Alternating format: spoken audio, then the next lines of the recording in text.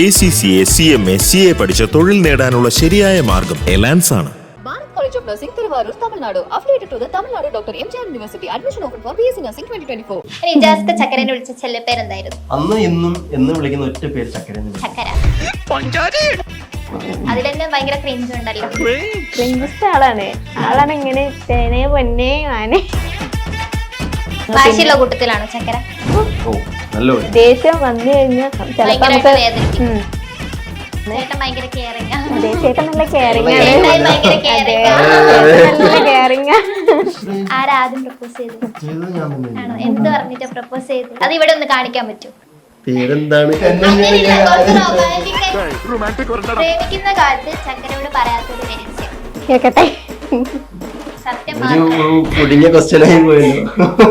ഓരോ ആഴ്ചയില് 2-3 വട്ടെങ്കിലും എടി നമുക്ക് നോക്കല്ലേ ഞാൻ വിടില്ല. നീ പറ, തീരുമാനം പറ. ഓക്കല്ലേ ഒരു ദിവസമാണ് ചോദിച്ചപ്പോ ഞാൻ പിന്നെ രണ്ടും എടുത്തിട്ട് ഓക്കെ കുഴപ്പമില്ല, ഞാൻ ഓക്കെ, ഞാൻ ഇറ്റ്സ് ഓക്കെ ആണ്. ഇത്ര നല്ല ഫുഡ് ഉണ്ടാക്കി തന്നിട്ടാണ് ഇവിടെ ഇന്ന് കുറ്റം പറയുന്നത്. ഉണ്ടാക്കി കൊടുക്കുന്നത് വിമ്മിട്ടെടുക്കും. ആ വിളിച്ച് പറഞ്ഞ് ആളെ ഞാൻ ഇടക്ക് ഷാനായ സ്നേഹിക്കുന്ന ആളാന്ന് വിളിച്ച് പറഞ്ഞ ആടാ പറയുകയാണ്. ചക്കര തള്ളിയതായിരുന്നു. ആവുന്നില്ലല്ലോ. എപ്പോഴും വർക്ക് തന്നെയാണ്. അതുകൊണ്ട് എനിക്ക് ഞാൻ ദേഷ്യപ്പെട്ടാലും ആള് ദേഷ്യപ്പെട്ടാലും ആളെന്നെ വന്ന് മിണ്ടുള്ളൂ. ദേഷ്യം അങ്ങനെ എപ്പോഴും വരുന്ന ആളല്ല, പക്ഷെ എപ്പോഴേലും വന്നു കഴിഞ്ഞാൽ ഓരോ വാക്കും കത്തിക്കൊണ്ട് കുത്തുന്നതാണ്. അതാണ് പ്രശ്നം. അപ്പൊ ഇനി നമുക്കൊരു ഫാമിലി റൗണ്ടിലേക്ക് പോവാം. കുറച്ച് ക്വസ്റ്റ്യൻസ് ചോദിക്കാം.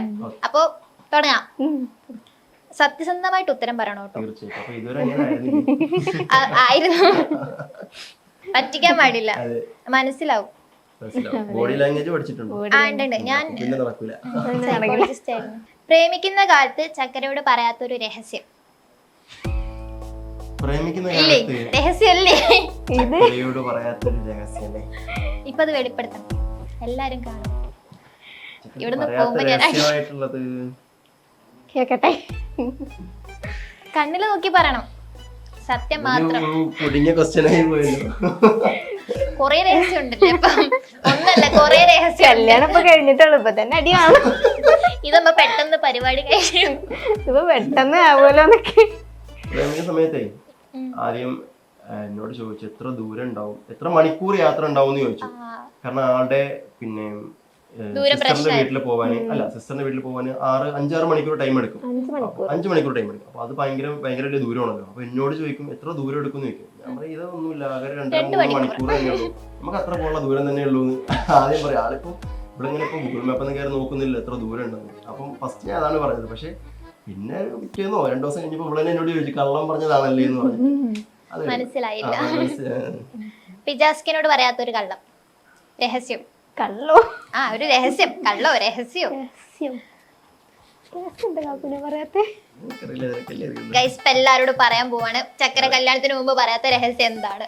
അതാണ് ഞാൻ എല്ലാം തുറന്നു തന്നിട്ടുണ്ട്. അതായത് എന്നെ പ്രണയിക്കുന്നതിന് മുന്നേ തന്നെ എന്തെങ്കിലും ഒരു രഹസ്യം ഉണ്ട്. ഇതാണ് ഞാൻ പറഞ്ഞത് തുടങ്ങിയപ്പോ. സത്യസന്ധമായിട്ട് ഉത്തരം സത്യസന്ധമായിട്ടാണ് പറയുന്നത്. ചോദിച്ച കാലം എല്ലാം പറഞ്ഞിട്ടുണ്ട്. ഞാൻ അങ്ങനെ ഒളിപ്പിച്ചേക്കുന്ന ഒരാളല്ല. കാരണം നമ്മൾ പിന്നെ പ്രണയിച്ചതിന് ശേഷം പിന്നെ വന്നിട്ട് നീ എന്നോട് പറഞ്ഞില്ല, അങ്ങനെയുള്ളൊരു സിറ്റുവേഷൻ വേണ്ട വിചാരിച്ചിട്ട് ഞാൻ അങ്ങനെ. അപ്പൊ ഇത് മാത്രം കള്ളത്തരം പറഞ്ഞു, ഇത് മാത്രം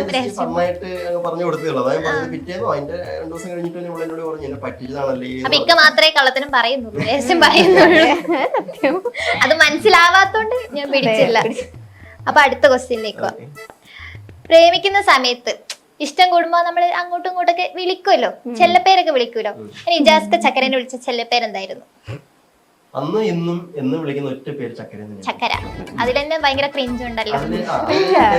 ഇടയ്ക്ക് ഷാനു എന്ന് വിളിക്കും. ഷാനു തുടക്കത്തിൽ. അല്ലാണ്ട് മോളെ പൊന്നി അതൊന്നും മെയിനായിട്ട് വിളിക്കുന്ന കോമൺ ആയിട്ട് വിളിക്കുന്ന ചക്കര അങ്ങനെ തന്നെ വിളിക്കുന്നു. ചക്കര തിരിച്ചെന്താ വിളിക്കുന്നേ? ഞാൻ അതൊന്നും വിളിക്കില്ല. അതാണ് ഏറ്റവും വലിയ കാര്യം. കാക്കു. കാരണം ആളാണ്, ഇത് പറഞ്ഞില്ലേ, ക്രിഞ്ചിസ്റ്റ് ആളാണ് ഇങ്ങനെ തേനെ പൊന്നെ ആനെ അങ്ങനെയൊക്കെ വിളിക്കും.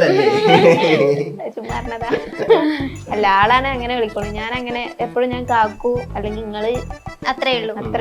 ഇടക്ക് അങ്ങനെ അങ്ങ് ദേഷ്യമൊക്കെ കയറുമ്പോ മിസ്റ്റർ സബാന്, അതാണ് ക്രിഞ്ചായിട്ട് ഞാൻ വിളിക്കുന്നത്. മിസ്റ്റർ സബാൻ. ദേഷ്യം വരുമ്പോ വിളിക്കുള്ളൂ. അപ്പൊ അടുത്ത ക്വസ്റ്റ്യൻ, ഇജാസിന്റെ ഏറ്റവും ഇഷ്ടമുള്ളൊരു കാര്യം, ഏറ്റവും ഇഷ്ടപ്പെട്ടൊരു സ്വഭാവോ? കെയറിങ് ഉണ്ട്, നല്ല കെയറിങ് ആണ്. ചേട്ടൻ ഭയങ്കര കെയറിംഗ്. ചേട്ടൻ നല്ല കെയറിങ് ചേട്ടായി ഭയങ്കര കെയറിംഗ്. കെയറിങ് ചേട്ടൻ നല്ല കെയറിങ് ആണ്. പിന്നെ അതേപോലെ എന്തൊക്കെ കെയറിംഗ് എന്ന് പറയുമ്പോ എങ്ങനെയൊക്കെ കെയർ ചെയ്യും? എങ്ങനെയൊക്കെ കെയർ ചെയ്യുന്ന വെച്ചാൽ നമ്മൾ ഫുഡ് കഴിക്കാതിരിക്കുക. അപ്പൊ സാധാരണ നമ്മുടെ ഒരു ഇതിലുള്ള ആൾക്കാർ പറഞ്ഞാൽ ചില ആൾക്കാർ ഫുഡ് കഴിക്കാതിരിക്കുക, അവള് കഴിച്ചില്ലെങ്കിൽ എന്താ കഴിച്ചാ എന്താ, നമ്മള് കഴിച്ചില്ലേ അങ്ങനെ. പക്ഷെ അങ്ങനെയല്ല, ആള് ഫസ്റ്റ് പ്രയോറിറ്റി തരുന്നുണ്ട്. അങ്ങനെയൊക്കെ കുറച്ച് കാര്യങ്ങൾ. വാശിയുള്ള കൂട്ടത്തിലാണോ ചക്കര? നല്ലപോലെ ഭയങ്കര വാശി. പെൺകുട്ടിയൊക്കെ കുറച്ച് വാശി കൂടുതലായിരിക്കും.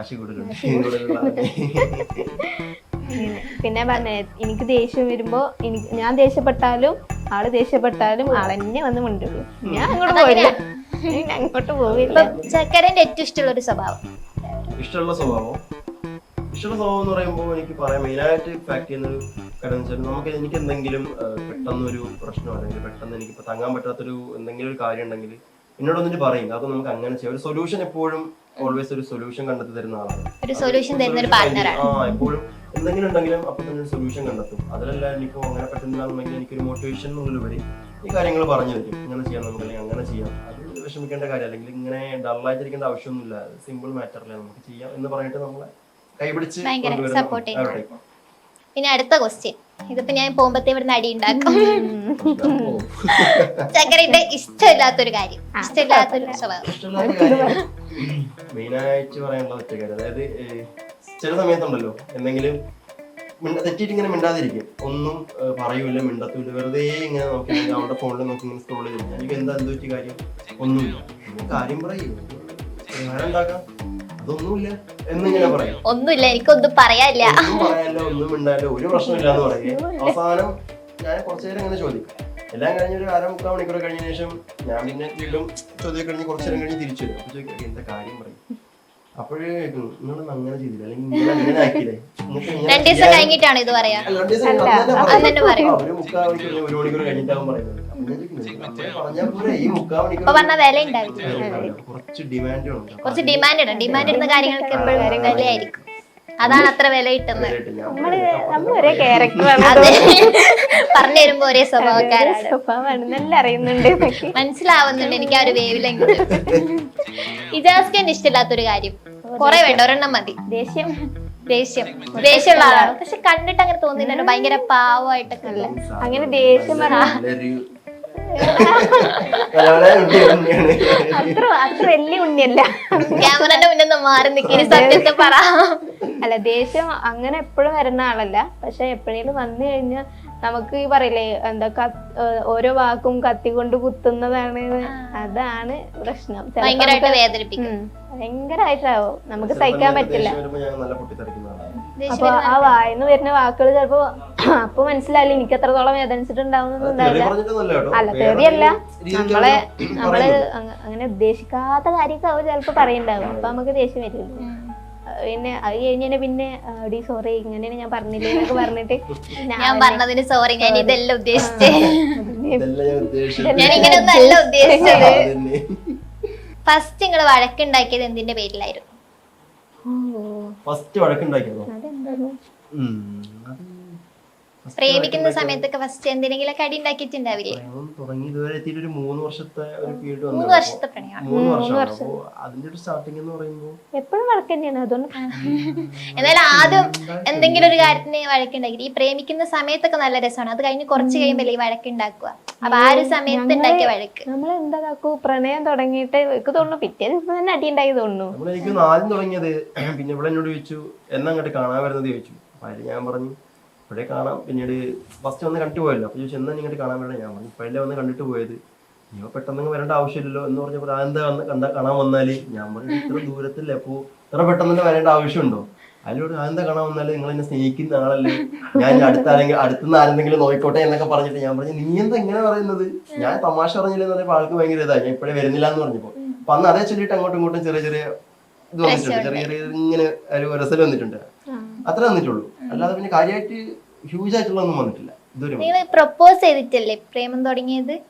പ്രപ്പോസ് ചെയ്ത് വെച്ചാല് ആരാദ്യം പ്രപ്പോസ് ചെയ്തത്? ചെയ്തത് ഞാൻ തന്നെ. ആണോ? എന്ത് പറഞ്ഞിട്ടാ പ്രപ്പോസ് ചെയ്ത്? എങ്ങനെ പ്രപ്പോസ് ചെയ്ത്? അത് ഇവിടെ ഒന്ന് കാണിക്കാൻ പറ്റും? അങ്ങനെ Just ഒന്ന് അഭിനയിച്ചാ ഇല്ല, മതി. അതിന് ശരിക്കും സംഭവം പറഞ്ഞാല് എനിക്ക് ആളൊന്ന് ഫസ്റ്റ് കണ്ട് ആ ഒരു ഫസ്റ്റ് സൈറ്റ് ഇംപ്രഷൻ വന്നേല് ഇവളുടെ ഒരു ഫ്രണ്ടിനോടാണ് ഞാൻ പറയുന്നത്. ആളുടെ പേരെന്താണെന്ന് ചോദിച്ചു.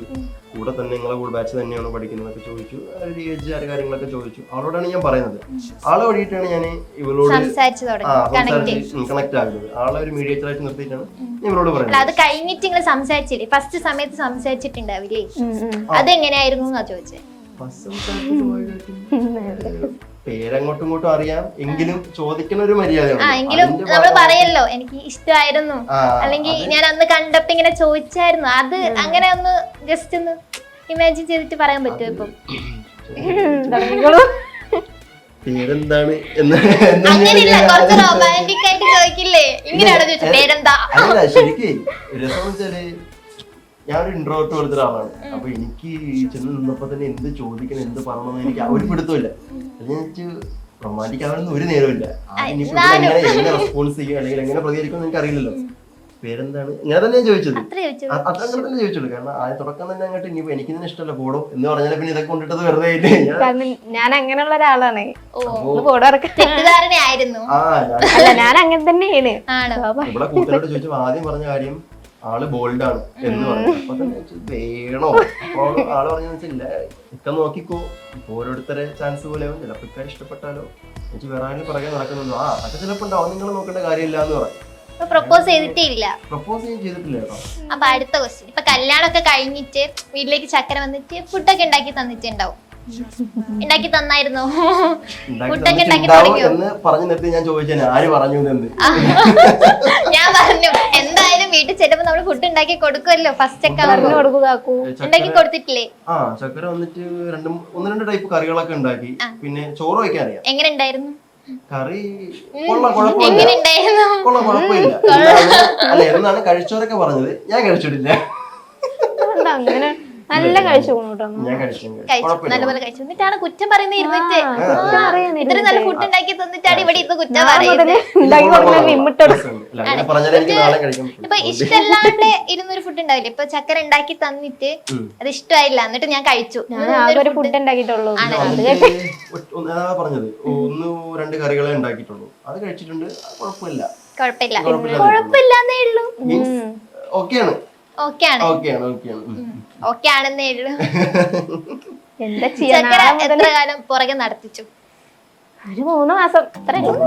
3 മാസത്തെ കാലാവധി കൊണ്ട് തന്നെ എല്ലാം സെറ്റ് ആയി.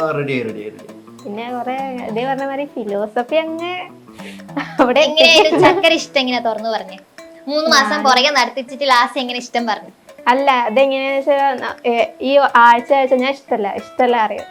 ഓരോ ആഴ്ചയില് 2-3 വട്ടെങ്കിലും എടി നമുക്ക് നോക്കല്ലേ, നമുക്ക് ഓക്കെയാണോ? പുറകെ വരുമായിരുന്നു അല്ലെങ്കിൽ ഇങ്ങനെ പുറകെ നടക്കുവോ? ഇല്ല, നടക്കാനുള്ള നമുക്ക് ദൂരം കാരണം കൊണ്ട് നമ്മള് ഫുള്ള് ടെക്സ്റ്റ് ഫോണിലായിരുന്നു.